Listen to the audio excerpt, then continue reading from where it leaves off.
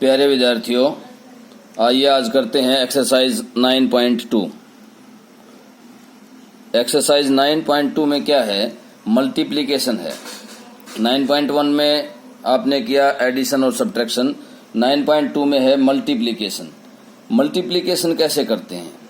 Multiplication करने का एक ही तरीका है, चाहे वो मोनोमियल की मोनोमियल से हो और या मोनोमियल की बायनोमियल से हो या बायनोमियल की बायनोमियल से हो। आपको सिर्फ एक ही चीज का ध्यान रखना है, चाहे कैसी भी हो, मतलब पॉलिनोमियल की पॉलिनोमियल से, पॉलिनोमियल की पॉलिनोमियल से हो। आपको सिर्फ एक ही चीज का ध्यान रखना है कि जो आपको पहले पॉलिनोमियल दिया है, या चाहे मोनोमियल हो, बायनोमियल हो, ट्राइनोमियल हो, और जो सेकंड जिससे आपको गुणा करना है, ईच स्टेप फर्स्ट पहले के सभी स्टेप्स का दूसरे के सभी स्टेप्स से मल्टीप्लाई करना है। तो और एक्सरसाइज 9.2 में क्या है? इसमें है मोनोमियल की मोनोमियल से गुणा और मोनोमियल की बायनोमियल से भी एक आध क्वेश्चन मिल सकता है, नहीं तो मोनोमियल की मोनोमियल से ही गुणा है, मल्टीप्लिकेशन है। तो आइए फर्स्ट क्वेश्चन करते हैं।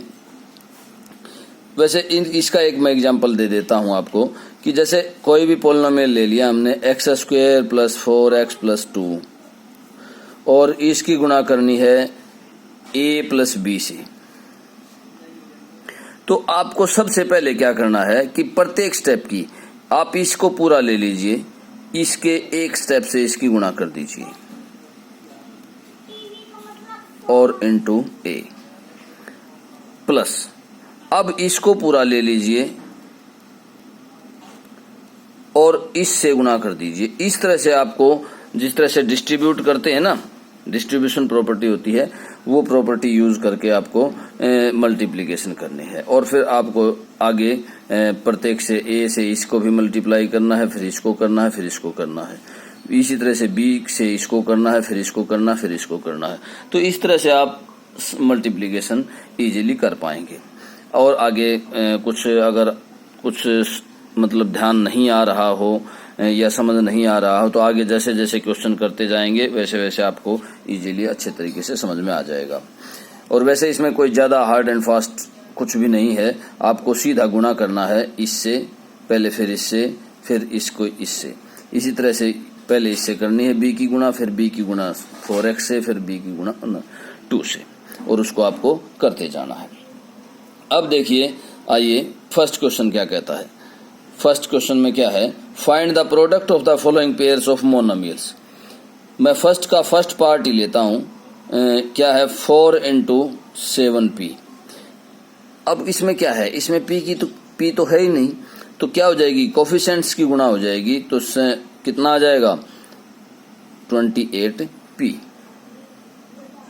क्या आ जाएगा? 28p।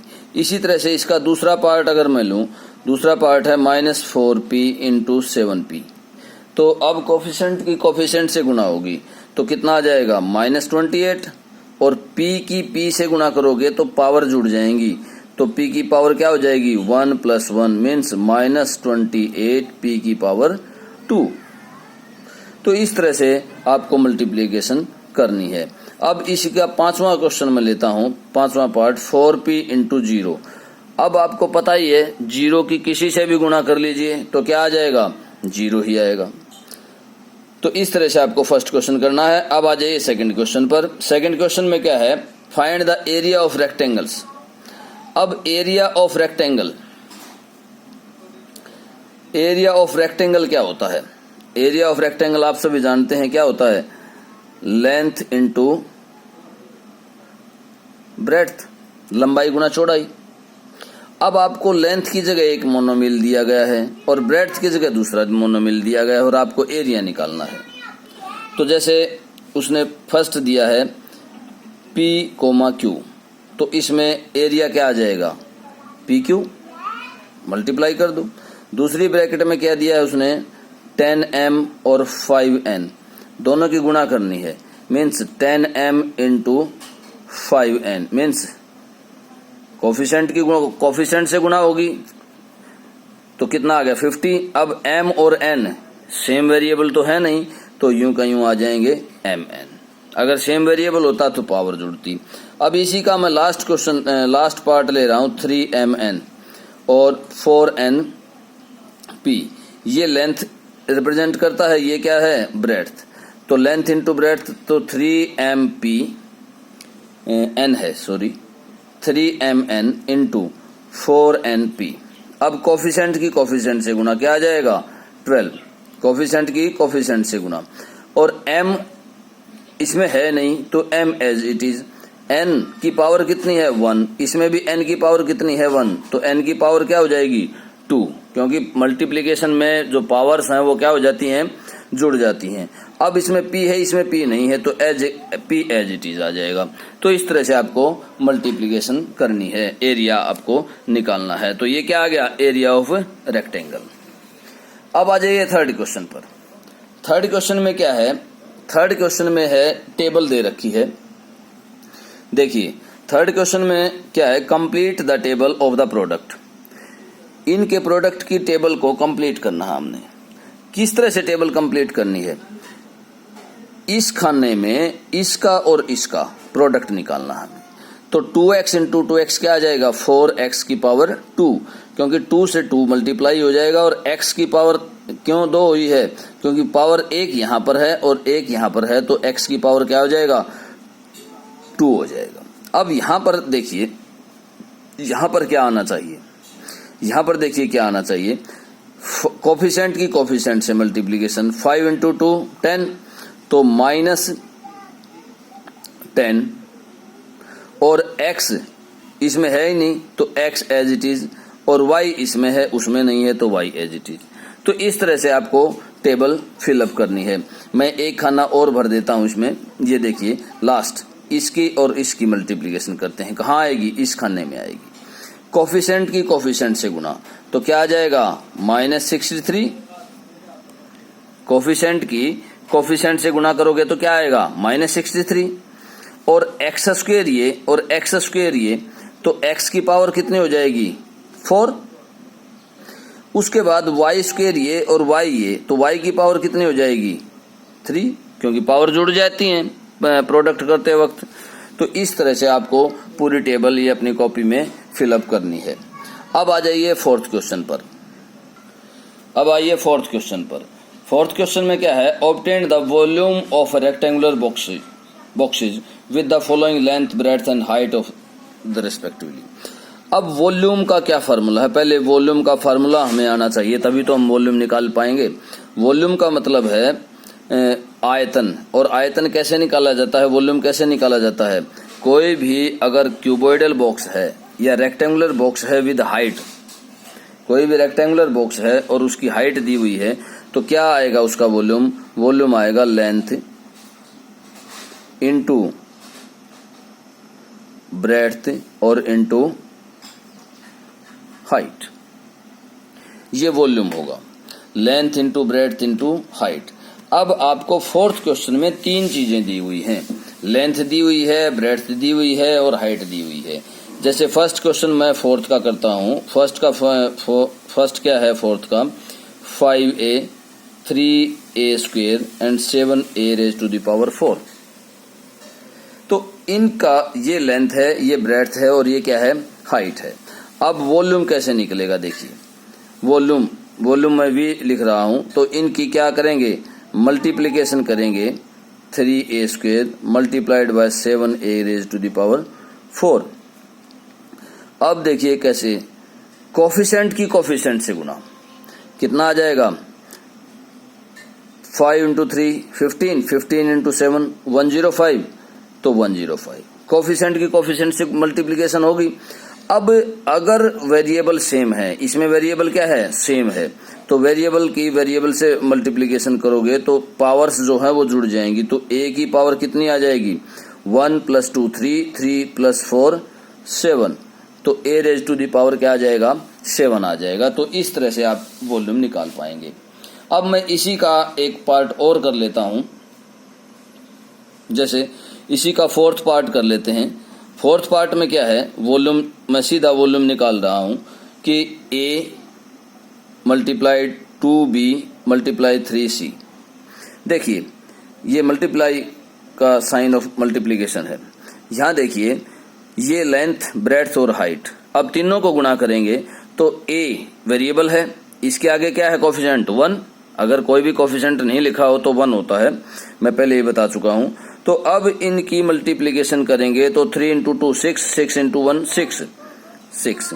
अब A अगर देखें तो A इसमें है नहीं, A as it is, B इनमें नहीं है, B एज इट इज, और C इनमें नहीं है तो C एज इट इज। तो फोर्थ क्वेश्चन के फोर्थ पार्ट का जो वॉल्यूम निकलेगा वो क्या आ जाएगा, 6ABC। इसी तरह से फिफ्थ क्वेश्चन है। फिफ्थ क्वेश्चन देखिए, फिफ्थ क्वेश्चन क्या है, फिफ्थ क्वेश्चन में प्रोडक्ट निकालना है आपको। क्या निकालना है, प्रोडक्ट निकालना है फिफ्थ क्वेश्चन में। ध्यान से देखिए, ऑब्टेन द प्रोडक्ट ऑफ, मैं फिफ्थ का फर्स्ट पार्ट कर रहा हूं। चलो फर्स्ट ही ले लेते हैं।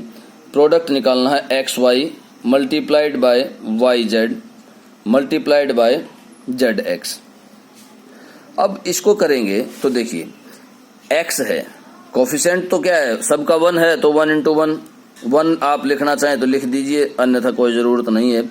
अब वेरिएबल पर आइए, वेरिएबल X और इसमें एक X और है तो X की पावर क्या हो जाएगी 2। Y है तो Y इसमें एक और है तो Y की पावर क्या हो जाएगी 2, क्योंकि पावर जुड़ जाएंगी ना, सबकी पावर क्या क्या है 1 है। अब इसमें Z बचा और यहाँ भी Z बचा तो Z की पावर क्या क्या है, एक है तो Z की पावर 1 + 1 होकर के क्या आ जाएगा 2 आ जाएगा। तो इस तरह से प्रोडक्ट क्या आ गया, X² Y² Z²। अब मैं इसका फिफ्थ पार्ट करता हूं। इसका फिफ्थ या पहले थर्ड पार्ट कर लेते हैं। थर्ड पार्ट में क्या है, 2 into 4Y into 8Y² into 16Y³। अब उसने 4 टर्म्स दे दी हैं प्रोडक्ट के लिए। तो अब देखिए ध्यान से क्या कैसे करेंगे। पहले कोफिशिएंट्स की गुणा, क्या आ जाएगा 4 इंटू 2 8, 8 इंटू 8 64, 64 इंटू 16। ये तो हमारे पास कोफिशिएंट की गुणा आ गई, आप इसकी गुणा करके लिख सकते हैं। अब आइए वेरिएबल पर, इसमें कोई वेरिएबल नहीं है, इसमें वेरिएबल की पावर क्या है 1। अब वेरिएबल तीनों में सेम है, तीनों में सेम वेरिएबल है तो पावर्स क्या हो जाएंगी, जुड़ जाएंगी। तो 1 + 2 3, 3 + 3 6। तो इस तरह से इसका ये आंसर आ जाएगा। अब मैं इसका पांचवा पार्ट ले रहा हूं, पांचवा पार्ट, लास्ट पार्ट। उसमें क्या क्या दिया है इसने, M multiplied -MN multiplied by MNP। अब देखिए ध्यान से देखिए, M की पावर, कोफिशिएंट तो वही एक है सबका, अगर आप लिखना चाहें तो लिख सकते हैं, अन्यथा कोई जरूरत नहीं है। अब M की पावर क्या है 1, यहां भी M की पावर क्या है 1 और यहां भी M की पावर क्या है 1, तो M की पावर क्या हो जाएगा 3 हो जाएगी। इसी तरह से ये देखिए M की पावर कितनी आ गई 3 आ गई है। अब इसमें N है नहीं, इसमें N की पावर कितनी है 1 और इसमें भी N की पावर कितनी है 1, तो N की पावर कितनी हो जाएगी 2, क्योंकि 1 + 1 हो जाएगा ना। और इसमें P और है ही नहीं कोई तो P की पावर कितनी 1, आप P की पावर 1 लगा सकते हैं या P एज इट इज लिख सकते हैं, क्योंकि पावर 1 लिखने की भी जरूरत नहीं होती। तो यहाँ पर क्या आ गई मल्टीप्लीकेशन, प्रोडक्ट क्या आ गया हमारे पास M³ N² P।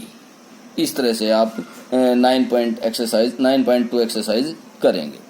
Okay, thank you.